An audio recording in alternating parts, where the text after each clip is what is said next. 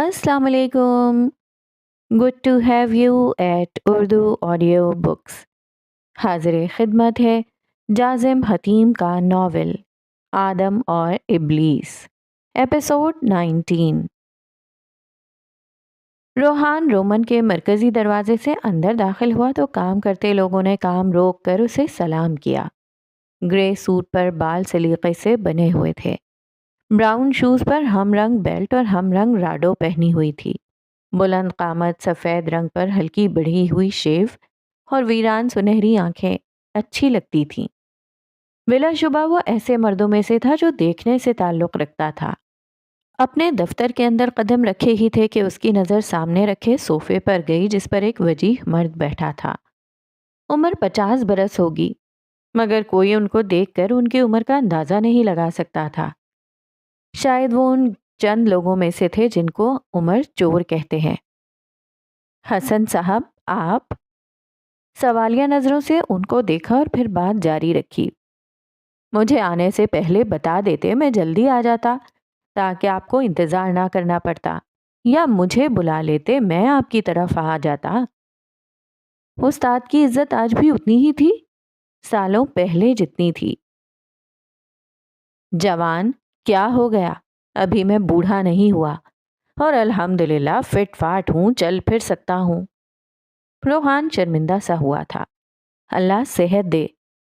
आमीन। वैसे बच्चे, तुम कितने सुधर गए हो। कौन कहेगा तुम वही हार्वर्ड वाले शैतान हो। बस सर, वक्त वक्त की बात है। आप कब आए? इधर तो कुछ देर पहले ही आया हूं, मगर पाकिस्तान परसों आया था। तुम बताओ, मैं कैसे याद आया? क्योंकि तुम्हारी काफी कॉल्स आई थी कल रात मुझे। सर, याद तो हमेशा से ही थे, बस अब की बार छोटा सा काम आन पड़ा है। बोलो, मैं सुन रहा हूँ। सर, दुबई में आपके कोई शेख दोस्त हैं? हैं तो सही, काम किस नौयत का है?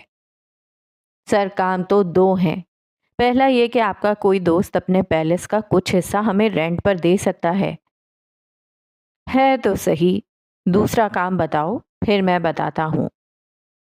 दूसरा काम यह है कि क्या आप लेडी शार्लेट को वहाँ ला सकते हैं, क्योंकि जितना मुझे पता है आपके उनसे बहुत अच्छे ताल्लुकात रहे हैं और शायद आपने 2-4 बार उनके लिए काम भी किया है।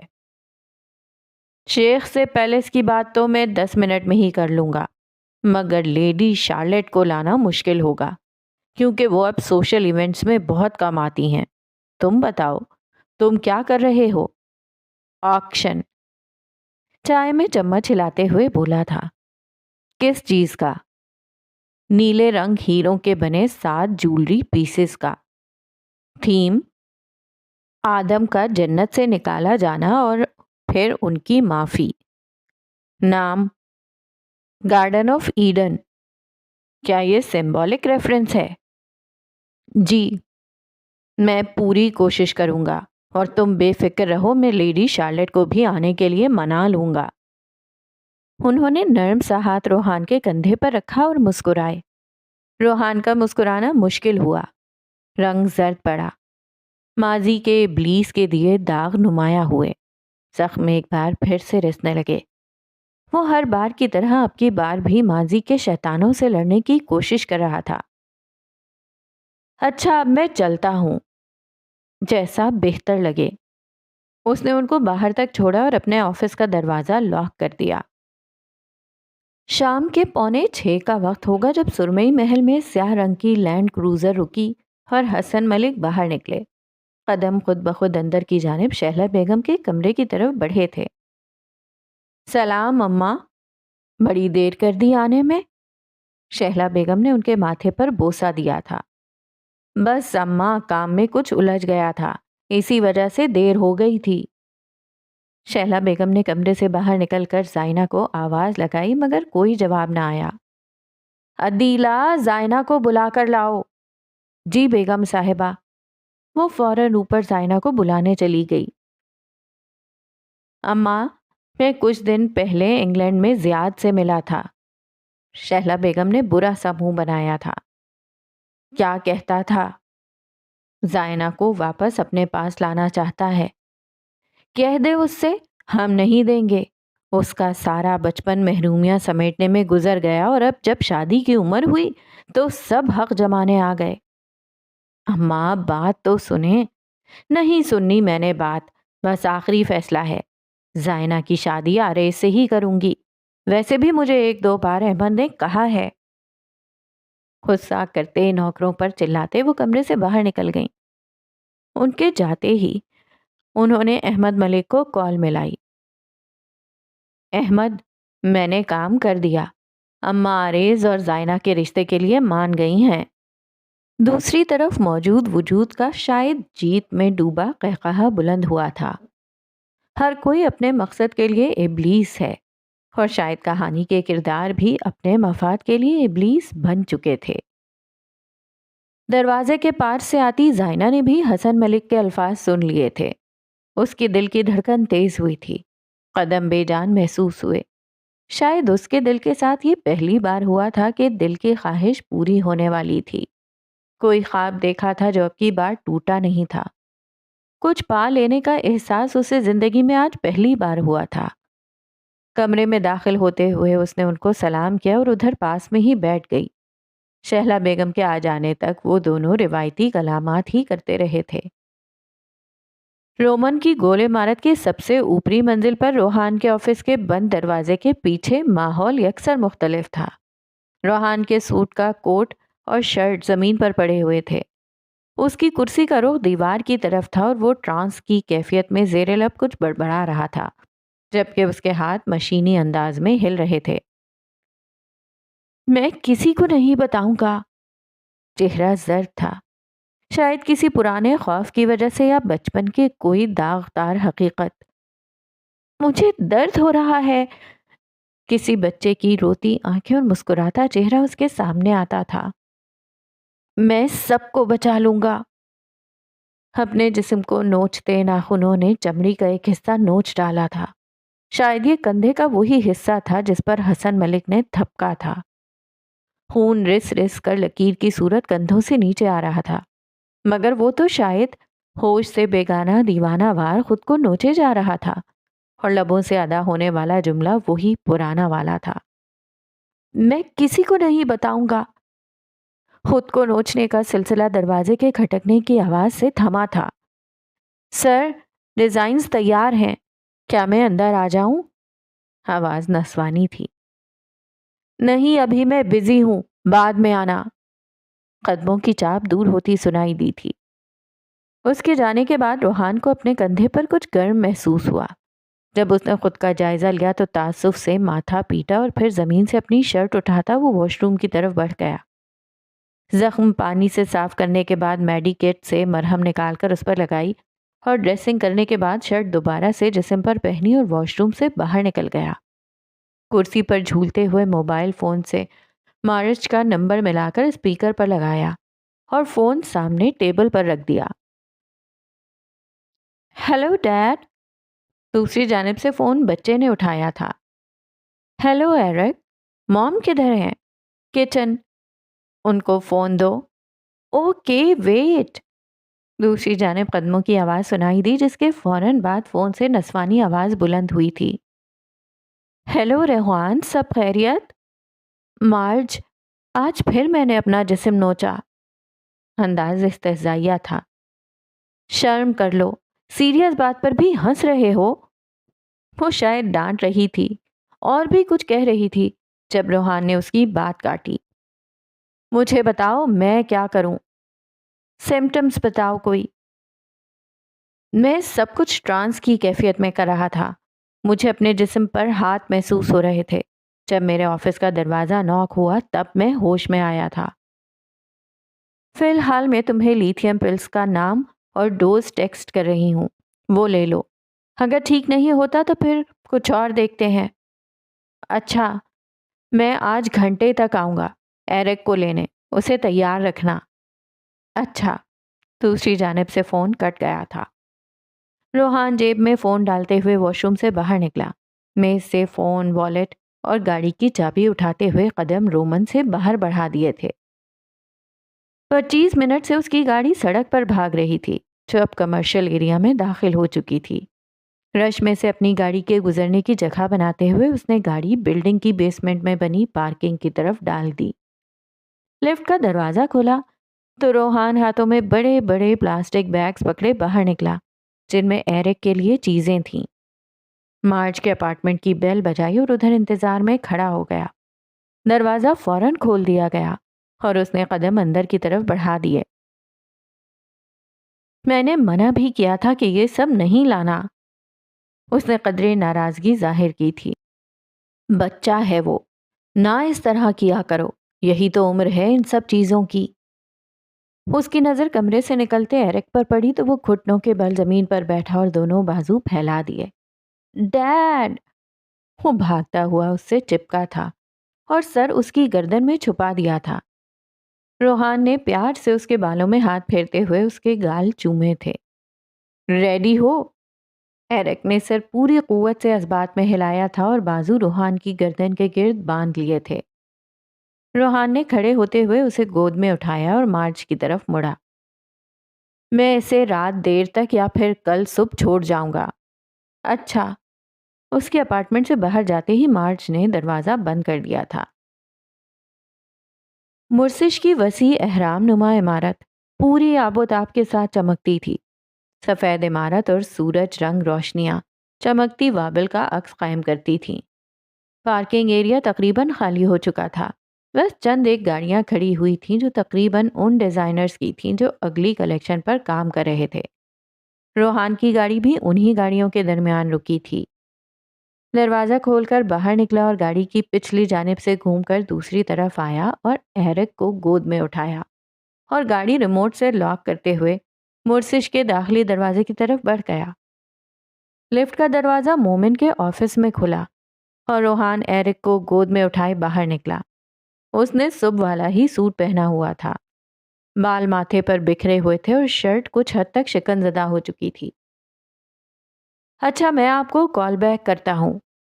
मोमिन फ़ोन बंद करता रोहान की तरफ बढ़ा और एरिक के गाल चूमते हुए उसे अपनी गोद में उठाया और वापस से अपनी कुर्सी पर बैठ गया।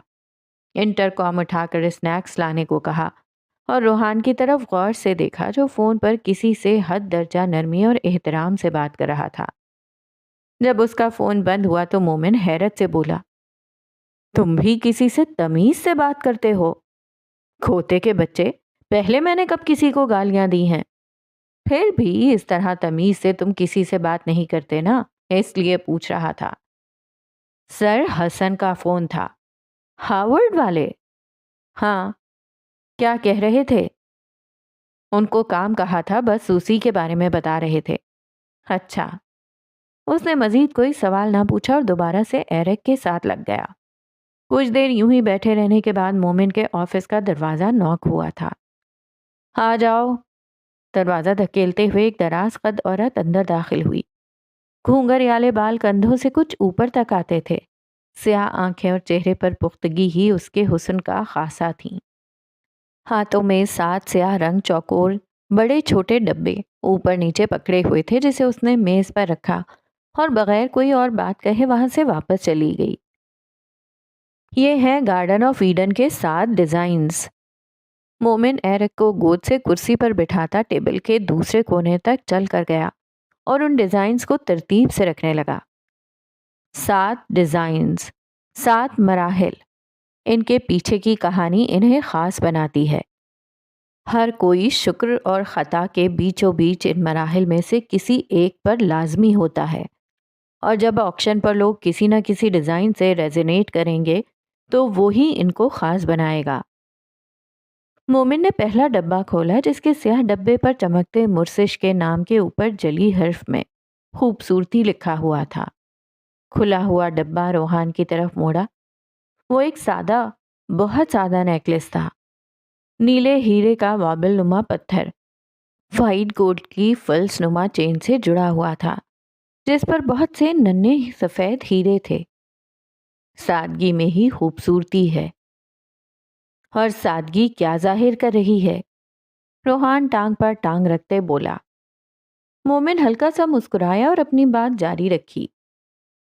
जब किसी एक चीज की चमक कम कर दी जाए तो दूसरी की चमक खुद ब खुद बढ़ जाती है। جیسے کوئلے کو کوئلوں کے ڈھیر سے نکال کر سفید موتیوں میں رکھ دو، اس کی خوبصورتی خود بخود بڑھ جائے گی، وہ منفرد بن جائے گا۔ اسی طرح انسان خود کو غلط لوگوں سے دور کر لے تو اس کی ماند ہوئی چمک اور کھوئی ہوئی پہچان یقیناً اسے واپس مل جائے گی۔ اگلا ڈیزائن؟ اس کی دلچسپی بڑھی تھی۔ مومن نے مسکراتے ہوئے اگلا ڈبہ کھولا جس پر جلی حرف میں خواہش لکھا ہوا تھا۔ کھلا ڈبہ روحان کی طرف موڑا۔ وہ بریسلیٹ تھا جس کے آگے چین سے جڑی 3 مختلف رنگوں کے ہیروں کی 3 انگوٹھیاں تھیں، سیاہ، سرخ اور نیلی انگوٹھیاں۔ باقی 2 انگلیوں کا کیا قصور؟ پوری 5 انگوٹھیاں ہی کر دیتے، ہر انگلی کے لیے 1۔ مومن مسکرایا تھا۔ اسی چیز کو خواہش کہتے ہیں، یعنی شکر کو بھول جانا اور پرفیکشن کے پیچھے بھاگنا۔ انسان بھی ایسا ہی ہے جو خواہش کے پیچھے اپنی ذات تک کو پامال کر لیتا ہے۔ بے شک وہ جانتا ہوتا ہے کہ ہر خواہش کے پیچھے رسوائی ہے، مگر پھر بھی اسے رسوا ہونے کا کوئی خوف ہی نہیں ہوتا۔ تیسرا ڈبہ کھولو۔ مومن نے تیسرا ڈبہ کھولا جس پر جلی حرف میں بھرم لکھا ہوا تھا۔ اس نے وہ ڈبہ روحان کی طرف موڑا جس کے اندر ڈریگن فلائی نما سبز، سرخ نارنجی اور نیلے ہیروں کا ایک بروچ تھا۔ بیوٹیفل! یہ ہے کیا؟ ڈریگن فلائی، سراب اور بھرم کا علم بردار، یہ اس کلیکشن کا سب سے خوبصورت پیس ہے۔ یہ مختلف رنگوں کے ہیرے اس دنیا کی روشنیوں کی عکاسی کرتے ہیں، جیسے انسان اس بھرم میں ہے کہ اس کی پکڑ ہی نہیں ہوگی۔ اس نے چوتھا ڈبہ کھولا جس پر غلطی لکھا ہوا تھا۔ اس ڈبے میں ایک لمبی ہیئر پن تھی جو ایک ٹوٹے ہوئے پھول کی عکاسی تھی۔ جب خواہش چیخنے لگتی ہے تو انسان دنیا کی رنگینیوں میں کھو کر غلطی کر بیٹھتا ہے۔ 5واں ڈبہ جو کھلا تھا وہ سزا کا تھا، جس میں نیلے ہیروں کی تلوار نما کفلنگز کا جوڑا تھا۔ اور پھر سزا کا وقت آتا ہے جب انسان کو احساس ہوتا ہے کہ پانی سر سے گزر گیا ہے۔ چھٹا ڈبہ معافی کا تھا جس میں نیلے رنگ کے ہیروں کی انگوٹھی تھی جس پر گلابی رنگ کی 3 تتلیاں بنی ہوئی تھیں۔ پھر انسان کو کھو گئے پر پچھتاوا ہوتا ہے اور وہ معافی کا طلبگار بن جاتا ہے۔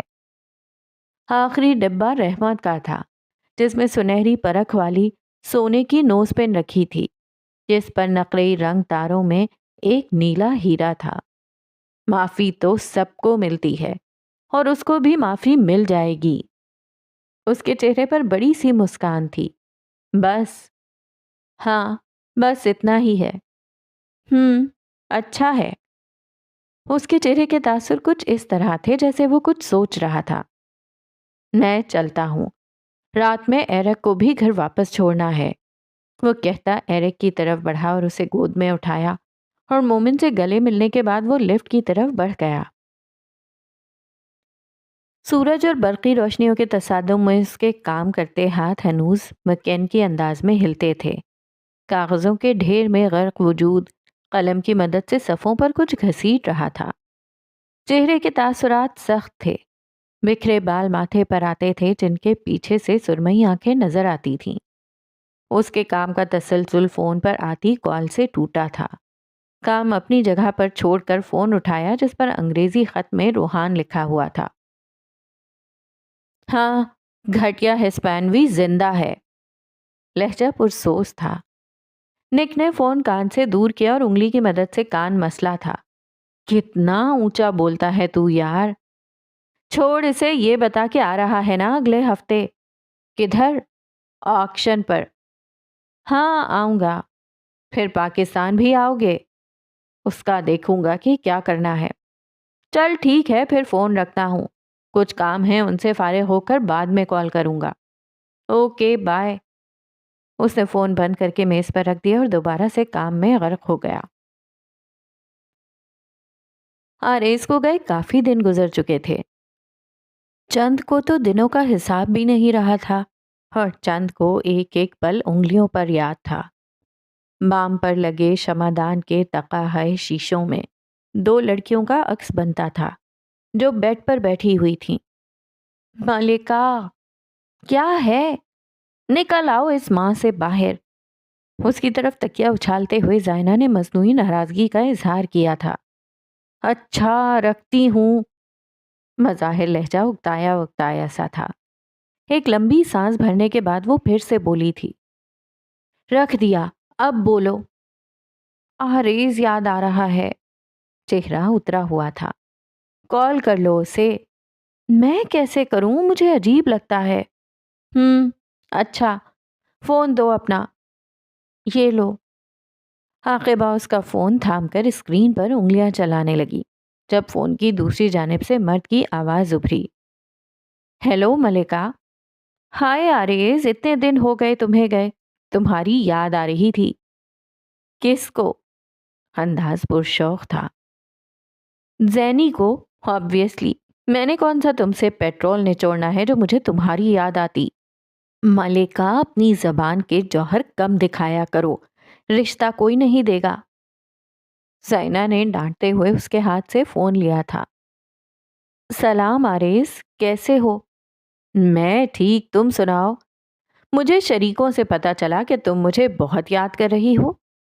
वो आकिबा ही के अंदाज में बोल रहा था। नहीं, मलिका तो ऐसे ही कुछ भी बोलती रहती है। उसके गाल सुर्ख पड़े थे। मतलब मैं तुम्हें याद नहीं आ रहा था।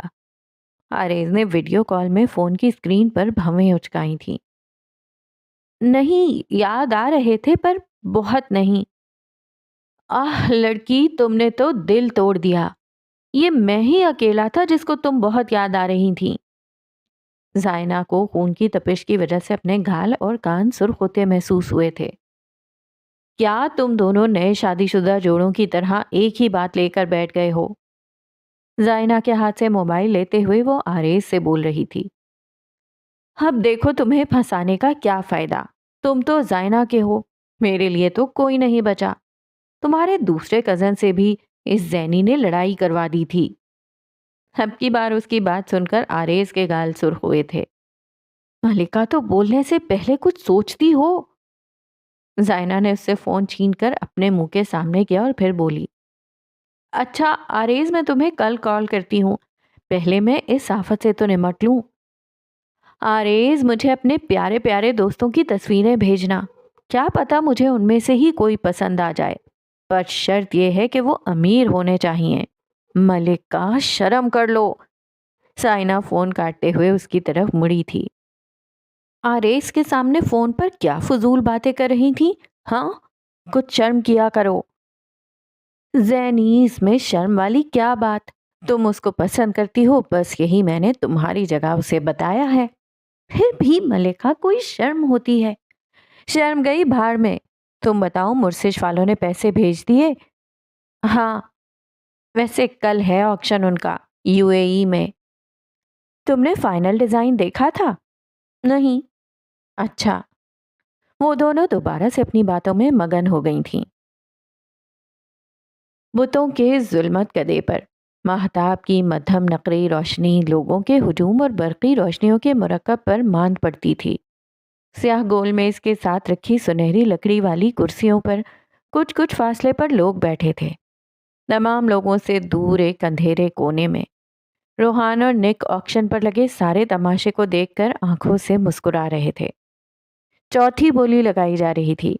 अब तक के पहले 3 डिजाइन्स में से पहला और तीसरा लेडी शार्लेट ने जीता था, जबकि दूसरा वाला अरब शेख ने जीता था।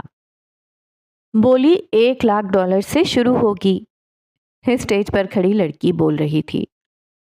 $2 लाख। मैडम शार्लेट की तरफ से पहली बोली लगाई गई थी। 3 लाख। अरब शेख ने दूसरी बोली बढ़ाई थी। $10 लाख। सबने बोली लगाने वाले की तरफ मुड़ कर देखा।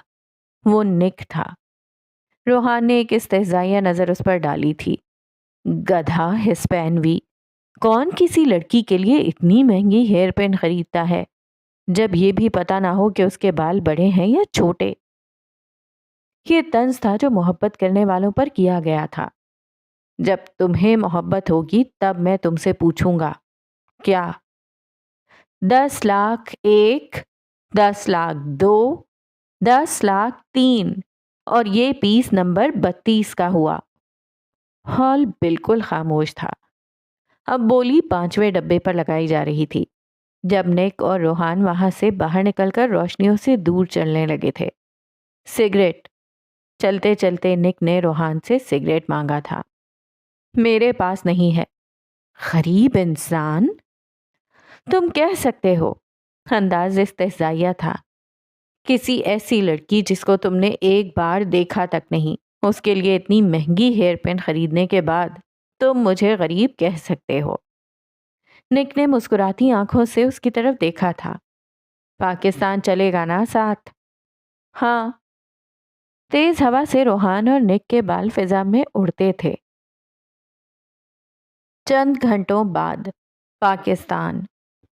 مدھم روشنیوں کے گداز مرکب پر سیاہ رنگ جیٹ اپنے ہینگر میں رکا تھا۔ سیاہ سوٹ میں ملبوس 2 لوگ روحان اور نک جیٹ سے باہر نکلے تھے۔ سفید رنگ، سلکی بال اور ایک جیسا قد کاٹ۔ بس ان کو ایک دوسرے سے الگ کرنے والی 2 چیزیں، ایک ان کی آنکھیں اور دوسری ان کے منطقہ نقوش۔ زمین پر قدم رکھتے ان کا سامان سامنے کھڑی سفید رنگ رینج روور میں رکھ دیا گیا تھا۔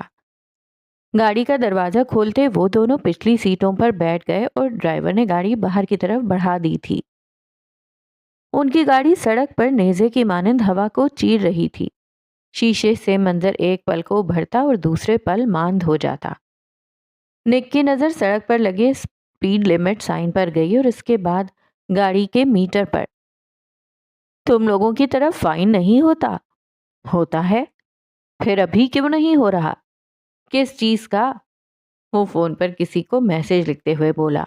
اسپیڈ کا۔ ہم گاڑی تیز تو نہیں چلا رہے؟ نظریں اب بھی فون پر ہی تھیں۔ 70 کی لمٹ لکھی تھی اور تمہاری گاڑی 100 پار کر چکی ہے۔ روحان نے تمسخرانہ نظر اس پر ڈالی اور پھر بولا، اب ہر کوئی ہسپانویوں کی طرح گدھا تو نہیں ہوتا۔ نک نے گھور کر اسے دیکھا۔ اس میں ہسپانوی کہاں سے آ گئے؟ اب اس نے روحان کے ملک پر بات کی تھی تو پھر یہ تو لازم تھا کہ روحان ہسپانویوں پر کوئی بات تو ضرور کرے گا۔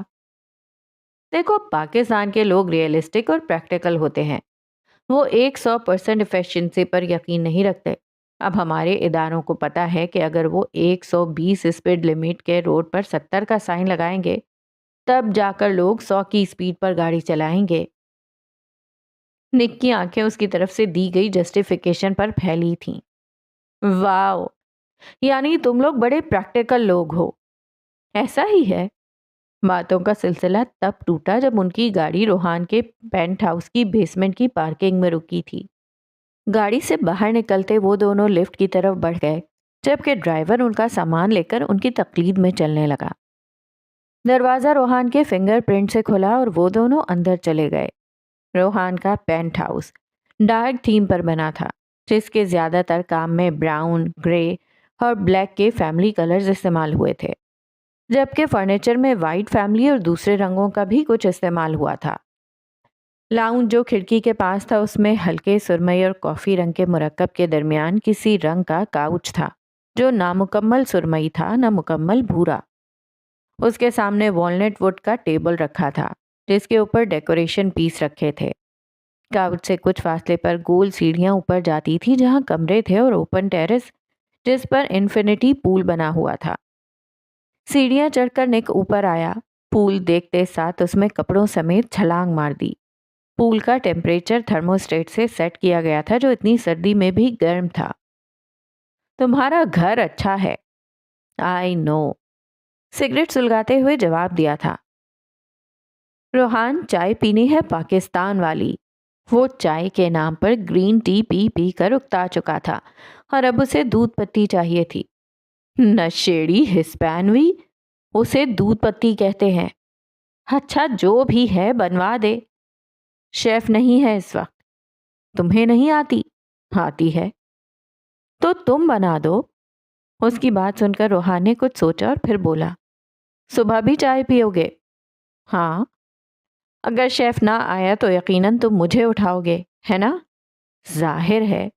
چلو پول سے باہر آؤ، تمہیں چائے بنانا سکھاتا ہوں۔ اچھا۔ وہ پول سے باہر آیا اور قدم گیلے کپڑوں کے ساتھ اندر کی طرف بڑھا دیے۔ رکو! روحان نے اسے ہاتھ کی مدد سے روکا اور زور لگا کر اسے پیچھے دھکیلا۔ وہ دیکھو وہاں! سگریٹ کا دھواں ہوا میں خارج کرتے ہوئے اس نے ہاتھ کی مدد سے وہاں رکھے پول کلوزٹ کی طرف اشارہ کیا۔ اس میں میرے trousers, T shirts, shorts, tank top اور ٹالز سب رکھے ہوئے ہیں۔ اور میں چینج کہاں کروں گا؟ ادھر ہی کرو گے، وہاں باتھ روم بھی ہے۔ اچھا۔ روحان اسے وہاں چھوڑتے ہوئے نیچے اتر آیا۔ اس دنیا میں ہر شخص کے لیے کچھ نہ کچھ خاص ہوتا ہے، کوئی چیز، کوئی بندہ یا پھر خدا۔ زائنہ کی بھی کوئی خاص چیز کھو گئی تھی جسے وہ صبح سے ڈھونڈ رہی تھی، اور اسی کی تلاش میں اس نے پورا کمرہ الٹ پلٹ کر رکھ دیا تھا۔ اس کی بے چینی بڑھ رہی تھی، شاید وہ چیز واقعی اس کے لیے خاص تھی۔ فون اٹھاتے ہوئے اس نے عاقبہ کو کال کی۔ ملکہ، تمہیں ملا میرا نیکلس؟ نہیں۔ اب میں اسے کدھر ڈھونڈوں؟ نہ تمہاری طرف ہے نہ میری طرف۔ اب وہ اور کدھر ہو سکتا ہے؟ کہیں تم اسے مرسش تو نہیں بھول آئیں؟ پتہ نہیں، میں نے اسے وہاں اتارا تو نہیں تھا۔ عمار بھائی تو ناردرن ایریاز گیا ہوا ہے، اس کا تو فون بھی بند ہے، اور میرے پاس روحان اور مومن میں سے کسی کا نمبر بھی نہیں ہے۔ اچھا، میں دیکھتی ہوں۔ اس نے فون بند کر کے واپس سے بیڈ پر رکھا اور ادھر ہی سیدھے منہ لیٹ گئی۔ جب وہ بور ہونا شروع ہوئی تو انسٹاگرام کھول کر اسکرال کرنا شروع کر دیا۔ اچانک سے اس کی نظر نوٹیفیکیشن پر گئی اور ایک بار کو اس کو شوق لگا۔ اسے روحان کی فالو ریکویسٹ آئی ہوئی تھی، جسے کچھ سوچنے کے بعد اس نے ایکسیپٹ کر لیا۔ روحان کا اسٹیٹس آن لائن آ رہا تھا، جسے وہ کافی دیر گھورتی رہی اور مجبور ہو کر اسے ایک میسج ٹائپ کیا۔ ہیلو لکھ کر سینڈ کیا۔ اس کی توقع کے خلاف روحان کا رپلائی فوراً آیا تھا۔ ہائے زینی۔ وہ اب بھی آریز کا زائنہ کو زینی کہنا بھولا نہیں تھا۔ کیا آپ مجھے مومن کا نمبر دے سکتے تھے؟ دوسری طرف کافی دیر بعد رپلائی آیا، شاید میسج بہت سوچنے کے بعد کیا گیا تھا۔ کیوں، خیریت؟ جی وہ بس میرا نیکلس گم ہو گیا تھا، بس اس کا ہی پوچھنا تھا۔ وہ چابی والا؟ ہاں، وہ میرے پاس ہے۔ وہ مجھے مومن کے آفس میں گرا ہوا ملا تھا جب تم اور تمہاری دوست ڈیزائنز دینے آئی تھیں۔ میں مرسش آؤں کیا اب؟ دوسری جانب سے رپلائی کرنے میں وقت لیا گیا تھا۔ روحان نے اسے اپنا نمبر بھیجا تھا۔ مجھے واٹس ایپ پر میسج کرو، میں تمہیں اپنے آفس کی لوکیشن سینڈ کرتا ہوں۔ اپنی دوست کے ساتھ ادھر آ جاؤ، میں دے دوں گا۔ میں تمہارے گھر آ کر دے دیتا، پر یہ درست نہیں لگتا۔ اچھا۔ زائنہ نے روحان کو واٹس ایپ پر میسج کیا، جس کا رپلائی فوراً آ گیا تھا۔ اس نے زائنہ کو رومن کی لوکیشن بھیجی تھی۔ زائنہ نے عاقبہ کو فوراً کال ملائی تھی۔ ملکہ، میرے گھر پہنچو ابھی کے ابھی۔ کیا ہوا؟ تم بس پہنچو۔ اس نے فون بند کر دیا تھا۔ اس کی گاڑی رومن کے پارکنگ ایریا میں کھڑی تھی۔ ملکہ، تم نہیں آؤ گی؟ تم نے میری حالت دیکھی ہے؟ زائنہ نے اس پر نگاہ ڈالی تو اس نے شاید عمار کی کھلی ڈلی ٹی شرٹ کے نیچے پاجامہ پہنا ہوا تھا۔ ایک جوتا سفید رنگ کا تھا اور دوسرا سرخ رنگ کا۔ تم یہ کیا بنے ہوئے ہو؟ تم میرے سے یہ پوچھ رہی ہو؟ ہاں، ظاہر ہے اگر تم چوک پر تک بھی جاؤ تو تیار ہو کر جاتی ہو۔ زائنہ، جس طرح تم نے فون پر شور ڈالا تھا، مجھے لگا تمہاری نانی کا ٹکٹ کٹ گیا ہے۔ اچھا، سوری نہ کرو، جلدی سے جاؤ اور اپنا نیکلس لے کر آؤ۔ اچھا۔ وہ گاڑی سے اتری اور اندر کی طرف بڑھ گئی۔ وہ 20 منٹ سے زیادہ وہاں ویٹنگ ایریا میں ہی بیٹھی ہوئی تھی جب کچھ باڈی گارڈز کے ساتھ روحان مرکزی دروازے سے اندر داخل ہوا۔ وہ زائنہ کو دیکھے بنا ہی آگے بڑھ گیا۔ جب زائنہ نے اسے آواز دے کر روکا، روحان، اس کے قدم اپنی جگہ پر تھمے تھے۔ زائنہ، کیسی ہو؟ وہ مسکراتا ہوا اس تک آیا تھا۔ ٹھیک۔ زیادہ ویٹ تو نہیں کرنا پڑا؟ نہیں۔ اوپر میرے آفس میں آؤ۔ آپ مجھے نیکلس دے دیں، عاقبہ گاڑی میں میرا ویٹ کر رہی ہے۔ روحان نے تعصب سے سر جھٹکا اور شرٹ کی جیب سے اس کا نیکلس اسے نکال کر دے دیا۔ تھینکس، میں چلتی ہوں۔ وہ نیکلس لے کر باہر نکل گئی جبکہ روحان اسے جاتا دیکھتا رہا۔ باہر جاتے ہوئے اس کی نظریں ایک شخص سے ملی تھیں۔ ایک پل کو اس کے ذہن میں اس چہرے کے لیے شناسائی پیدا ہوئی تھی، مگر وہ خیال فوراً ہی اس کے ذہن سے غائب ہو گیا۔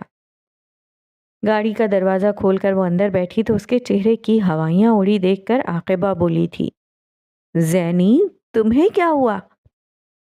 میں نے ایک لڑکا دیکھا۔ اس میں کون سی بڑی بات ہے؟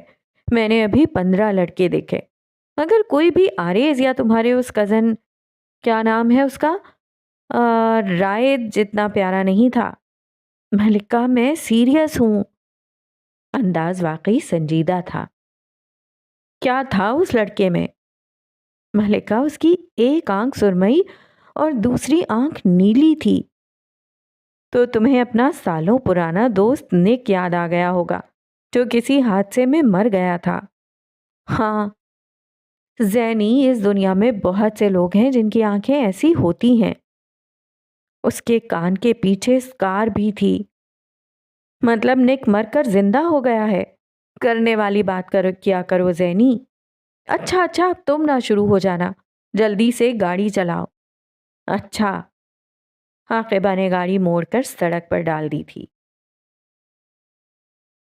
تو یہاں ختم ہوتی ہے آدم اور ابلیس کی یہ ایپیسوڈ، اور اب نیکسٹ ایپیسوڈ کے لیے ہمیں بہت سارا انتظار کرنا پڑے گا۔